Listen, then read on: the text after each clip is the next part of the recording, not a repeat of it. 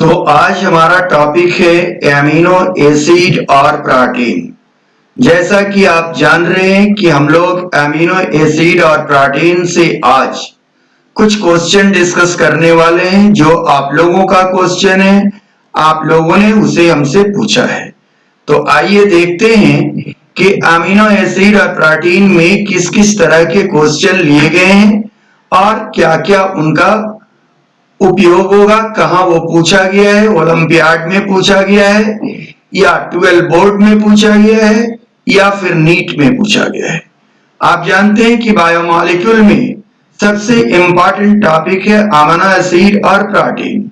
Amino acid क्या है? Monomer है और प्रोटीन पॉलीमर है। अमीनो एसिड माइक्रोमॉलिक्यूल है और प्रोटीन मैक्रोमॉलिक्यूल है। तो आइए अपनी बातों को हम लोग शुरू करते हैं। तो जैसा कि आप देख रहे हैं स्क्रीन पर बहुत सारे क्वेश्चन। तो ये सारे के सारे जो आप क्वेश्चन देख रहे हैं, ये क्वेश्चन क्या है? तो पहला क्वेश्चन देखें, विच of the following is the most found in protein molecule. कि प्रोटीन मॉलिक्यूल में कौन कौन से चीज इसमें से पाए जाते हैं? चार ऑप्शन है, कार्बन, हाइड्रोजन, ऑक्सीजन और नाइट्रोजन।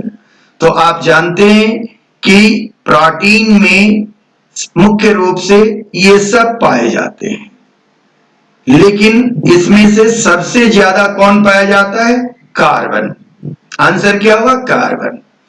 दूसरा क्वेश्चन है कि number of naturally occurring amino acid. तो नेचुरली ऑकरिंग अमीनो एसिड को यहां आप आंसर 20 देंगे, लेकिन एक बात आप जानेंगे कि आपकी एनसीईआरटी लिखती है, नया एनसीईआरटी संशोधन करके लिख रही है 22। कितना लिखती है? 22। लेकिन ये जो क्वेश्चन बनाया गया है इसके अनुसार इसका आंसर क्या होगा? 20। क्या है आंसर? 20। लेकिन अभी नए एनसीईआरटी के अनुसार ये कितना होगा?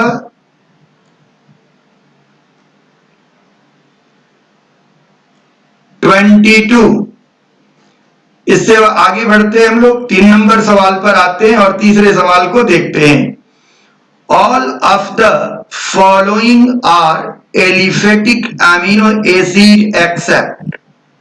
पहले भी मैंने चर्चा किया है एरोमेटिक अमीनो एसिड और aliphatic amino acid, aliphatic chain और aromatic chain.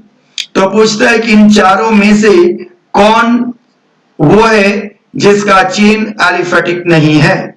All of the following are aliphatic amino acid except. तो ये 3 नंबर क्वेश्चन है। इसमें क्या? ये प्रोलीन अमीनो एसिड है जिसका चेन एलिफेटिक नहीं है। One of the following is neutral amino acid. आप जानते हैं कि अमीनो एसिड में भी बेसिक हो सकते हैं, न्यूट्रल हो सकते हैं, एसिडिक हो सकते हैं। तो यहां पूछा गया है कि कौन सा amino acid neutral amino acid है? तो क्या होगा? Glutamine neutral amino acid. पांचवा सवाल क्या है? पांचवा कहता है कि all of the following are hydroxy containing amino acid except. कि कौन सा अमीनो एसिड है जिसमें हाइड्रोक्सी नहीं है, हाइड्रोक्सिल ग्रुप नहीं है? तो कौन सा है? वैलिन। अब आप ये पूछेंगे कि क्या ये हमको याद रखना पड़ेगा? अरे आपको 20 अमीनो एसिड के साइड चेन के बारे में जानना होगा। साइड चेन आपके किताब में, नोट में, वीडियो में हर जगह लिखा हुआ है, तो आपको जानना होगा। 6 नंबर सवाल कहता है one of the following is optically non active amino acid. Optically non active का मतलब कि जो प्लेन पोलराइज लाइट को रोटेट नहीं करा पाए। तो 4 ऑप्शन है, वैलिन, टायरोसिन, ग्लाइसिन और थ्रियोनिन। सब लोग जानता है कि ग्लाइसिन में एसिमेट्रिकल कार्बन नहीं होता है और इसलिए इसके ऑप्टिकल आइसोमर डी या एल नहीं बनते, यानी यह कंपाउंड जो है ऑप्टिकली इनएक्टिव है। 7 number question, all of the following are polar amino acid except. फिर आप जानते हैं कि पोलर और नॉन पोलर, चार्ज और नॉन चार्ज। तो पूछता है कि इनमें से कौन ऐसा अमीनो एसिड है जो पोलर नहीं है, तो कौन है? Alanine. All of the following are essential amino acid except, कि इनमें से कौन सा अमीनो एसिड एसेंशियल नहीं है? तो क्या मैं भी एक ये सवाल मैं ही बताऊं? एस्पार्टेट, क्योंकि ट्रिप्टोफान भी एसेंशियल है, हिस्टिडीन भी और लाइसिन भी। 9 नंबर सवाल है कि lysine basic only ketogenic, ketogenic glucogenic, acidic glucogenic, non essential. तो पूछता है कि लाइसिन क्या है? बेसिक तो है, लाइसिन एमिनो एसिड क्या है? बेसिक है, लेकिन कीटोजेनिक नहीं है। ये क्या है? ग्लूकोजेनिक है। तो इसका आंसर क्या होगा? बी होगा आंसर 9 नंबर का, ketogenic and glucogenic.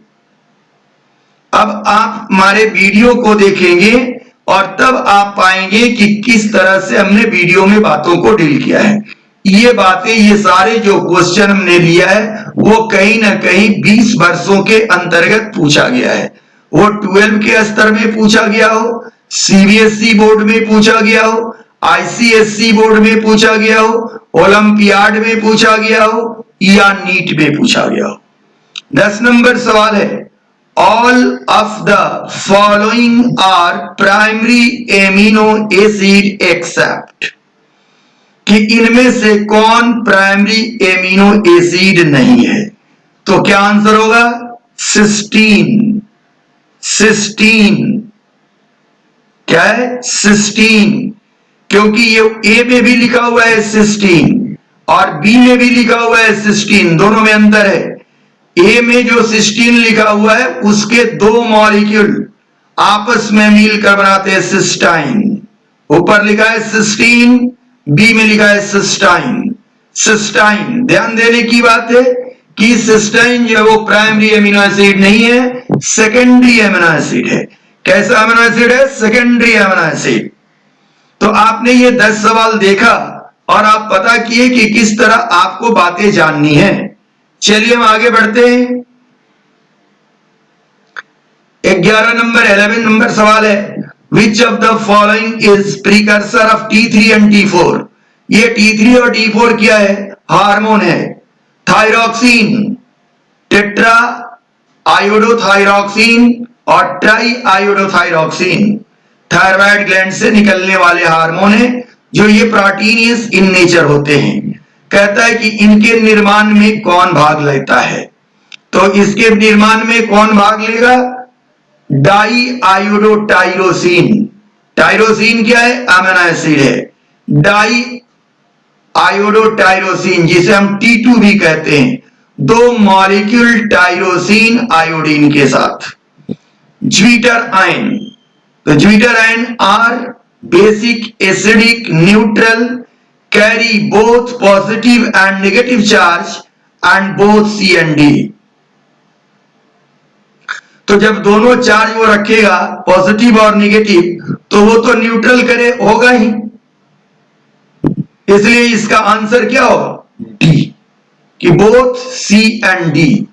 13 number question देखें, the unit of peptide is, the unit of peptide is moiety, residue, polypeptide, both A and B। तो पेप्टाइड के यूनिट को हम मायोटी भी कहते हैं और रेसिड्यू भी कहते हैं। कई बार कितने बच्चों ने हमसे पूछा कि सर ये मायोटी लिखा हुआ है शब्द या रेसिड्यू लिखा हुआ है, इसका मतलब क्या होता है? तो जान ले दोनों शब्द का अर्थ क्या होता है। यूनिट, तो unit of polypeptide is called moiety और residue. 14 number question, lactic acid is buffered by, lactic acid, acid है ये, lactic acid is buffered bye,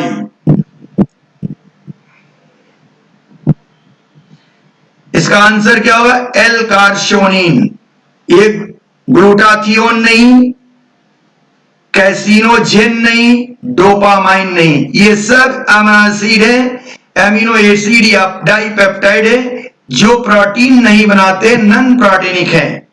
N terminal of glutathione is, कि ग्लूटाथियोन का एन टर्मिनल किसका बना होता है?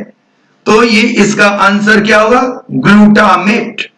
एन टर्मिनल की तरफ ग्लूटामेट लगा रहता है ग्लूटाथियोन में।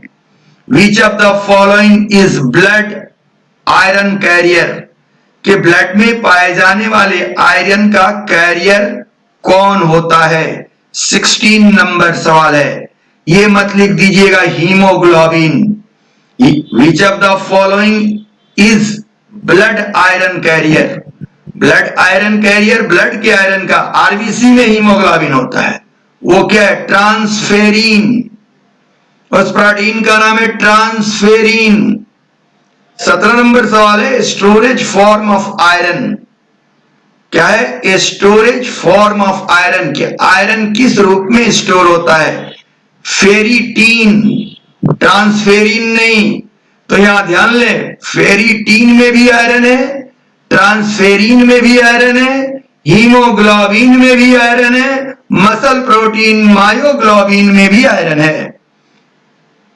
Which of the following protein is found in bone? बोलिए, आप लोग जानते ही होंगे। केराटीन नहीं, कहां पाया जाता है? हेयर में। म्यूसिन कहां पाया जाता है? भिंडी में। एक्टिन कहां पाया जाता है? मसल में। तो कौन सा प्रोटीन बच गया? Ossein. Ossein protein found in bone. Ossein protein found in bone. ये आपको पता है कि बोन कनेक्टिव टिश्यू है, और कनेक्टिव टिश्यू होगा तो उसमें क्या होगा? कनेक्ट सेल होगा, बोन के लिए बोन सेल होगा और मैट्रिक्स होगा। उस मैट्रिक्स में कौन सा प्रोटीन होगा? ओइसिन।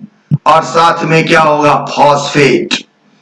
Type of bond between C terminal and N terminal is called peptide bond. सब लोग जान रहा होगा कि क्या होगा? Peptide bond. Type of bond between C terminal and N terminal. अगर एक कहता है कि प्राइमरी स्ट्रक्चर ऑफ प्रोटीन है, तो सी टर्मिनल और एन टर्मिनल के बीच बनने वाला बॉन्ड का नाम क्या होता है? Peptide bond. Peptide bond. लेकिन अगर टर्शियरी स्ट्रक्चर है और उसमें एन टर्मिनल और सी टर्मिनल के बीच बॉन्ड को पूछा जाए तो क्या नाम होगा? Ionic bond. क्या नाम होगा? Ionic bond. तो ये आयनिक बॉन्ड हो गया। अब ये आयनिक बॉन्ड भी यहां दिया हुआ है, पेप्टाइड बॉन्ड भी दिया हुआ है, और साथ में पेप्टाइड बॉन्ड का नेचर कैसा होता है? कोवेलेंट होता है। तो यहां सिंपल दिया है, प्राइमरी सेकेंडरी टर्शियरी कुछ नहीं पूछा है, तो ये मान के अब चलेंगे कि प्राइमरी स्ट्रक्चर पूछ रहा है।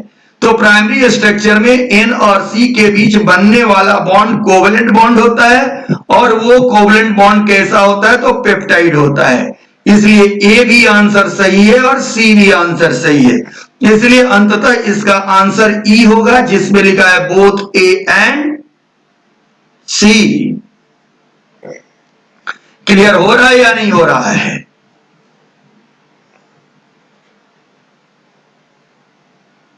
अब 20 नंबर सवाल, type of bond between nitrogen and carbonyl group, कि नाइट्रोजन और कार्बोनाइल ग्रुप के बीच, तो कार्बोनाइल कार्बन याद होगा, और कार्बोनाइल कार्बन और नाइट्रोजन के बीच बनने वाले बॉन्ड का नाम क्या होगा?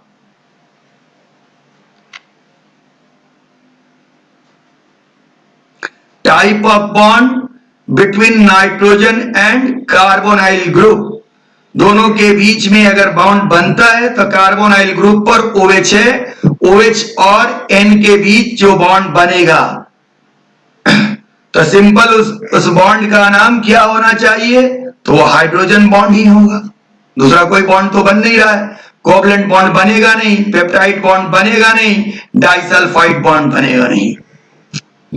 All of the following are non-covalent bond except कि इनमें से कौन सा बॉन्ड कोवलेंट नहीं है। पहला hydrophobic interaction, disulphide bond, hydrogen bond, electrostatic bond. तो क्या इलेक्ट्रोस्टैटिक बॉन्ड क्या है, ये भी कोवलेंट बॉन्ड हो सकता है?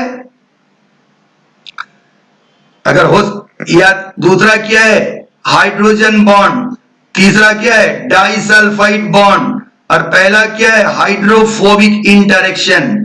तो इन सारे में से सारे के सारे बॉन्ड को हम कोवलेंट में रख सकते हैं, लेकिन यह जो बॉन्ड बना है डाइसल्फाइड, इसको तो नहीं रख सकते हैं। तो मेरे अनुसार तो डाइसल्फाइड बॉन्ड ही होना चाहिए। ये सवाल थोड़ा कंफ्यूजिंग है, लेकिन एक बार ये पूछा गया था ओलंपियाड में।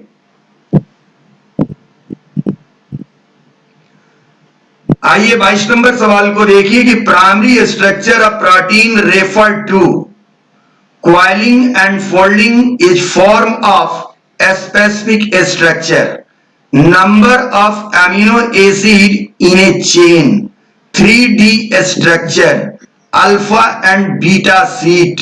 22 नंबर क्वेश्चन का आंसर ध्यान दीजिए क्या होगा, primary structure of protein refer to number of amino acid in a chain. क्योंकि आप जानते हैं कि प्राइमरी स्ट्रक्चर वो है जिसमें केवल अमीनो एसिड पाए जाते हैं और आपस में वो पेप्टाइड बॉन्ड से जुड़े रहते हैं। और प्राइमरी स्ट्रक्चर कभी भी 3D नहीं हो सकता है, उसका एग्जाम्पल अल्फा बीटा सीट नहीं हो सकता है, और उसमें कॉइलिंग नहीं हो सकता है। आंसर इसलिए होना चाहिए बी। द डीनेचुरेशन इन्वॉल्व, कि डीनेचुरेशन के अंतर्गत क्या होता है। पहला डीनेचुरेशन में कौन इन्वॉल्व है, peptide bond, primary structure of protein, secondary structure of protein, function, both C and D. कहता है कि प्राइमरी का क्या डीनेचुरेशन होगा, प्राइमरी का कभी भी डीनेचुरेशन नहीं हो सकता। सेकेंडरी डीनेचर्ड होकर प्राइमरी में टूट सकता है, टर्शियरी डीनेचर्ड होकर सेकेंडरी में टूट सकता है, क्वाटरनरी डीनेचर्ड होकर सेकेंडरी, टर्शियरी और प्राइमरी में बदल सकता है। तो यहां मेरे समझ से क्या होना चाहिए, सेकेंडरी स्ट्रक्चर, और दूसरा कहां उसमें अंतर आएगा, फंक्शन पर। इसलिए सी भी सही है, डी भी सही है, both C and D. Tertiary structure of protein involve except, कि प्रोटीन के टर्शियरी स्ट्रक्चर में इन लोगों में से कौन सा चीज नहीं पाया जाता है। टर्शियरी स्ट्रक्चर में डोमिन पाया ही जाएगा, वो ग्लोबुलर रहेगा, और साथ साथ उसमें फाइबर रह सकते हैं। वो ग्लोबुलर होने के साथ फाइब्रस भी हो सकता है, प्राय होता नहीं है। लेकिन टर्शियरी स्ट्रक्चर ऑफ प्रोटीन का एग्जाम्पल या उसमें इन्वॉल्वमेंट बीटा सीट का तो नहीं होगा। बीटा सीट क्या है, सेकेंडरी का एग्जाम्पल है। तो ये सारे शब्द अप्लाई हो सकते हैं, लेकिन बीटा सीट टर्शियरी के लिए अप्लाई नहीं हो सकता। इसलिए मेरे समझ से आंसर डी। 25 नंबर सवाल, all of the following are simple protein except, पहला option histone, albumin, keratin, glycoprotein. पीछे वीडियो में पीछे दिन इंटरेक्टिव क्लास में जो लाइव क्लास चल रहा था उसमें हमने बोला था, किसी ने पूछा था सर कंजुगेटेड प्रोटीन क्या है, तो हमने कहा कि प्रोटीन के साथ कुछ नॉन प्रोटीनिक पार्ट हो तो उसे हम कंजुगेटेड प्रोटीन कहते हैं। तो कहता है कि सिंपल प्रोटीन और कंजुगेटेड प्रोटीन दोनों अलग अलग होते हैं। तो कंजुगेटेड प्रोटीन यह ग्लाइकोप्रोटीन होगा, क्योंकि प्रोटीन के अलावा इसमें कार्बोहाइड्रेट भी लगा हुआ है। बातें समझ रहे हैं आप लोग हमारी। विच of the following is sulphur, which of the following is the sulphur highly containing protein, या हाईली सल्फर कंटेनिंग प्रोटीन, कि वो कौन सा प्रोटीन है जिसमें सल्फर की मात्रा सबसे ज्यादा होगी। तो वो कौन सा है, केराटीन। उस प्रोटीन का नाम क्या है, केराटीन। और वो प्रोटीन कहां पाया जाता है, हेयर में, हुफ में, हॉर्न में, जानवरों के पंख, पक्षियों के पंख में, मनुष्य के नाखून में, हेयर में। Keratin protein. अब एक दूसरी बात आ रहा है, केसिनोजेन, जेन माने प्रीकर्सर, केसिन को पैदा करने वाला। केसिनोजेन इज, आप लोग नहीं जानते हैं, मैं बता दे रहा हूं, ये टर्म हमने कभी डिस्कस नहीं किया है, आज अभी कर रहा हूं। केसिनोजेन, केसिनोजेन इज द फॉस्फोप्रोटीन, क्योंकि मिल्क में पाए जाने वाले प्रोटीन को हम लोग क्या कहते हैं, केसिन, और केसिन में पाए जाने वाले एमिनो एसिड को क्या कहते हैं, सेरीन, और सेरीन एमिनो एसिड किस ग्रुप में रहता है, फॉस्फोसेरीन, इसलिए उसमें फॉस्फेट रहता है कि नहीं, निश्चित तौर से रहता है, इसलिए ये केसिन या केसिनोजेन क्या होगा, फॉस्फोप्रोटीन। 28 नंबर सवाल है, X-ray is the chemical agent for protein denaturation. अब ये दो ही बात पूछा गया, ये ट्रू है या फॉल्स है, कि क्या एक्सरे प्रोटीन को डीनेचर कर सकता है या नहीं कर सकता है, फॉल्स। नहीं तो आप लोग जाते हैं और एक्स्ट्रा अपना एक्सरे करवाते हैं, तो पता चला कि बोन में पाए जाने वाला सारा प्रोटीन टूट गया, ऐसा नहीं होता है। Increase viscosity of protein is due to, viscosity already आप लोग समझ रहे हैं, डीनेचुरेशन, जब प्रोटीन को डीनेचर्ड करेंगे उसकी विस्कोसिटी बढ़ जाएगी। 30 नंबर क्वेश्चन, कि separation of the low molecular wait protein from high one is by dialysis, dialysis के द्वारा हम प्रोटीन को सेपरेट कर दे रहते हैं।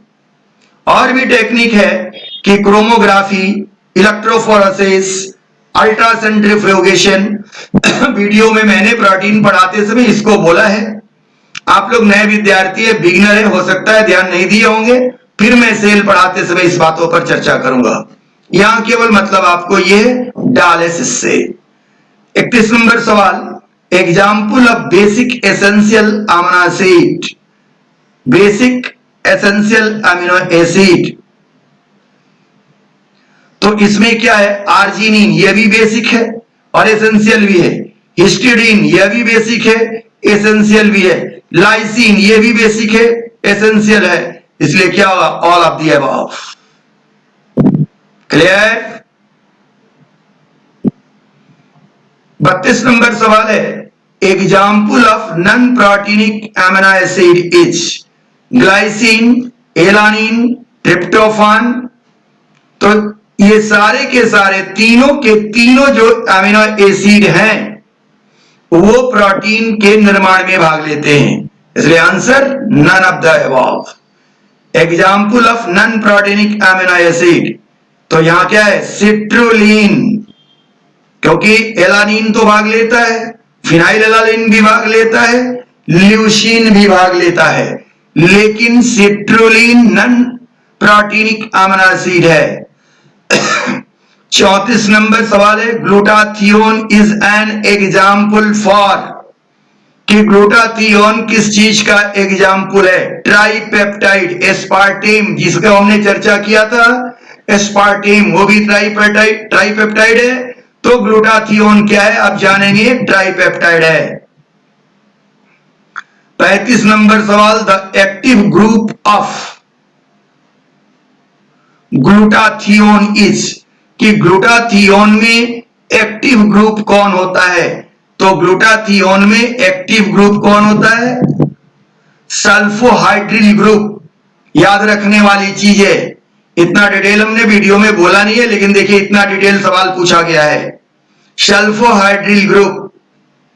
इसके बाद से द पेप्टाइड बॉन्ड इज, तो कोवेलेंट बॉन्ड, लेकिन और क्या है, non covalent bond, weak bond, responsible for secondary structure of protein between sulfhydryl group, सब गलत है, केवल हमको सही लग रहा है covalent bond. 37 number, first order of protein structure is referred to, कि first order of protein structure किसे कहते हैं, तो किसे कहेंगे, बेंडिंग ऑफ प्रोटीन चेन नहीं, number and sequence of amino acid, यही फर्स्ट ऑर्डर है, number and sequence of amino acid, number and sequence of amino acid. 38 number, second order of protein structure refer to. अब first order में क्या हो गया, number and sequence of amino acid, तो second order में क्या होगा, बेंडिंग, थ्री डायमेंशनल से इत्यादि। देखिए क्या क्या है, number and sequence of amino acid नहीं होगा, three dimensional structure of protein, protein formed of more than one monomer. तो सबसे इंपॉर्टेंट, सबसे सुटेबल 38 नंबर में क्या होना चाहिए, बेंडिंग ऑफ प्रोटीन मॉलिक्यूल। क्योंकि पहला बार में हम लोगों ने क्या देखा, लीनियर चेन, प्राइमरी ऑर्डर या प्राइमरी स्ट्रक्चर में लीनियर चेन, और लीनियर चेन अब क्या करेगा, मुड़ेगा, बेंडिंग होगा, तब तो वो अल्फा हेलिक्स बनाएगा या बीटा प्लीटेड शीट बनाएगा या कोलाजन फाइबर बनाएगा। इसलिए मेरे समझ से इसका आंसर होगा क्या, bending of protein molecule. 39 number है थर्ड स्ट्रक्चर ऑफ प्रोटीन। तो थर्ड स्ट्रक्चर ऑफ प्रोटीन के लिए क्या है, नंबर ऑफ सीक्वेंस तो होगा नहीं, कि third structure of protein structure refer to number and sequence of amino acid नहीं होगा, three dimensional structure of protein, protein form और मोर देन वन मोनोमर, ये तो सेकेंडरी के लिए हो गया। बेंडिंग ऑफ प्रोटीन मॉलिक्यूल, ये भी सेकेंडरी के लिए हो गया। डिपेंडिंग ऑन कोवेलेंट बॉन्ड नहीं, इसमें सबसे इंपॉर्टेंट हमको कौन सा लग रहा है, B, three dimensional structure of protein. तो यहां याद कर ले आप, यहां समझ ले बातों को कि प्राइमरी ऑर्डर ऑफ प्रोटीन क्या इंडिकेट करता है, number and sequence of amino acid. Secondary order क्या इंडिकेट करता है, bending of protein in molecule. और थ्री स्ट्रक्चर या थर्ड स्ट्रक्चर या टर्शियरी स्ट्रक्चर क्या सपोर्ट करता है, three dimensional structure of protein. तो केवल एमिनो एसिड के सीक्वेंस और नंबर की जानकारी मिले तो फर्स्ट ऑर्डर, बेंडिंग की जानकारी मिले सेकेंड ऑर्डर, और थ्री डायमेंशनल शेप की जानकारी मिले तो क्या होगा, उसका नाम थर्ड ऑर्डर। तो फर्स्ट ऑर्डर प्रोटीन का इंपॉर्टेंस, सेकेंड ऑर्डर प्रोटीन और थर्ड ऑर्डर समझा। आप अपने भाषा में प्राइमरी स्ट्रक्चर, सेकेंडरी स्ट्रक्चर और टर्शियरी स्ट्रक्चर कह लें। अब आए fourth structure of protein structure refer to, कि fourth structure protein form of more than one monomer. तो चारों बात हो गया कि प्राइमरी के लिए क्या इंपॉर्टेंट है, सेकेंडरी के लिए क्या इंपॉर्टेंट है, टर्शियरी के लिए क्या इंपॉर्टेंट है, क्वाटरनरी के लिए। यह आप जो समझ रहे होंगे कि मैं क्वेश्चन बोल रहा हूं, क्वेश्चन नहीं बोल रहा हूं। आपके क्वेश्चन आपके टेक्स्ट के अनुसार ही हमने सेट किया है कि आपको ये लगे कि नहीं आपने जो पढ़ा है वो सारी बातें। बहुत सारे बच्चों को कहना था कि एनसीईआरटी में बहुत सारी कम बातें लिखी हुई है और आप बहुत ज्यादा बोल रहे हैं। मैं इसलिए ज्यादा बोल रहा हूं कि सबकी आगे उपयोगिता होगी। ये सारे सवाल हमने नहीं फॉर्म किया है, ये different kind of examination which are based upon your curriculum, उससे पूछा हुआ है सवाल। कोवेलेंट बॉन्ड इज, कि कोवेलेंट बॉन्ड क्या है, तो पहला ऑप्शन है वीक बॉन्ड, दूसरा है ट्रू केमिकल बॉन्ड, तीसरा है हाइड्रोजन बॉन्ड, चौथा है responsible for secondary structure of protein, liable to be destroy. सब गलत गलत बात है। एक तो इसमें बात हमको सही यही दिख रहा है, ए ट्रू केमिकल बॉन्ड। क्या है ये, a true chemical bond. Example of essential aromatic amino acid, aliphatic नहीं एरोमेटिक। कैसा, एरोमेटिक। तो एरोमेटिक का एग्जाम्पल क्या है, फिनाइल एलानिन।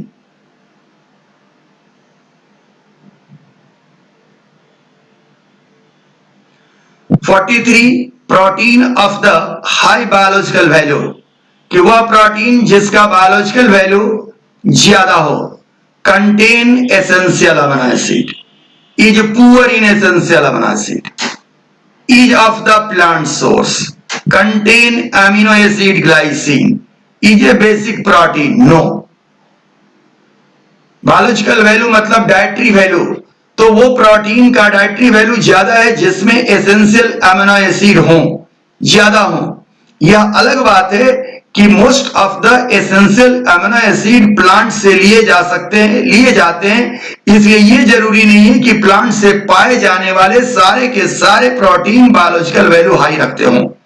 इसलिए सी पर कभी भी आप ध्यान नहीं देंगे। आपको कंफ्यूज करने के लिए सी ऑप्शन दिया हुआ है, आपका ऑप्शन ए होगा। 44 एल्ब्यूमिन, प्रोटीन का नाम है एल्ब्यूमिन। एल्ब्यूमिन इज, पहला इनसॉल्युबल इन वाटर, नहीं सॉल्युबल है। हीट कोगुलेबल प्रोटीन, ए प्लांट प्रोटीन नहीं है ये एल्ब्यूमिन कहां मिलता है आपको? एग व्हाइट में मिलता है, और ये हीट से कोगुलेट कर जाता है, हीट कोगुलेबल प्रोटीन है। इसका डी ऑप्शन क्या है? A protein of the low biological value, नहीं ये भी गलत है। Poor in essential amino acid, ये भी गलत है। ग्लोब्यूलिन, अब दूसरा एग्जाम्पल है, सब सिंपल है, प्रोटीन का एग्जाम्पल है। ग्लोब्यूलिन इच, तो पहला है बेसिक प्रोटीन, नहीं। A protein of the low molecular weight, नहीं। हीट कोगुलेटेड प्रोटीन, यह ग्लोबुलिन भी हीट कोगुलेटेड प्रोटीन है। 46 keratin found in here.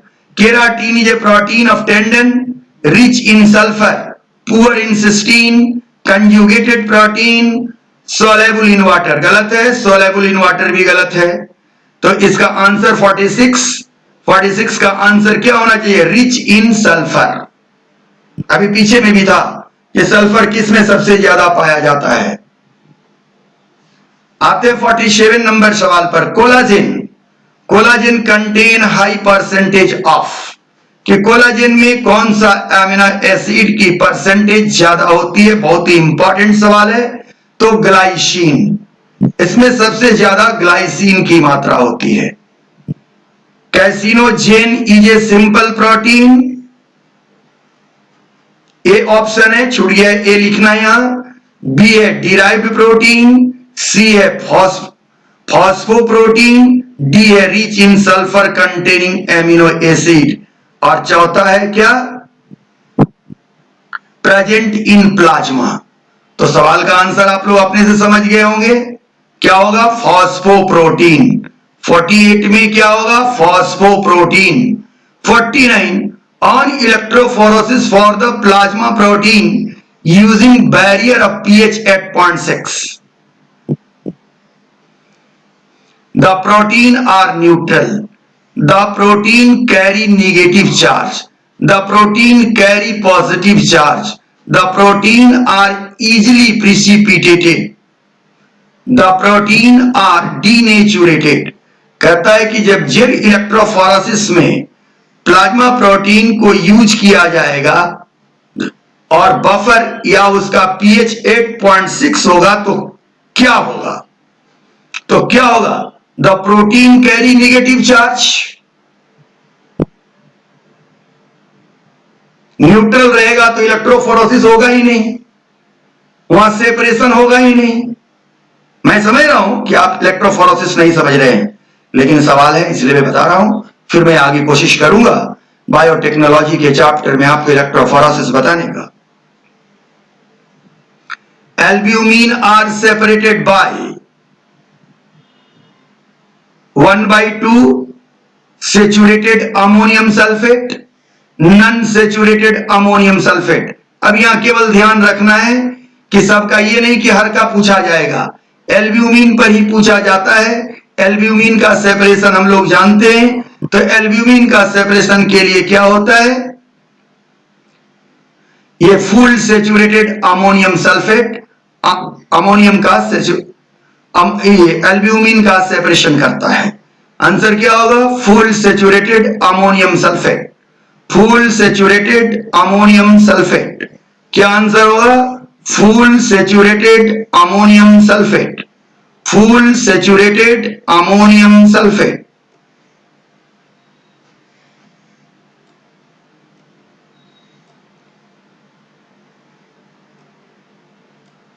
सही है। अब आइए आगे वाले सवाल पर हम लोग बात करते हैं। 51 कि albumin and globulin are defined as, कि एल्ब्यूमिन और ग्लोब्यूलिन को कैसे डिफाइन करते हैं? डिराइव्ड प्रोटीन नहीं, कंजुगेटेड प्रोटीन नहीं, फाइब्रस प्रोटीन नहीं, ग्लोबुलर प्रोटीन।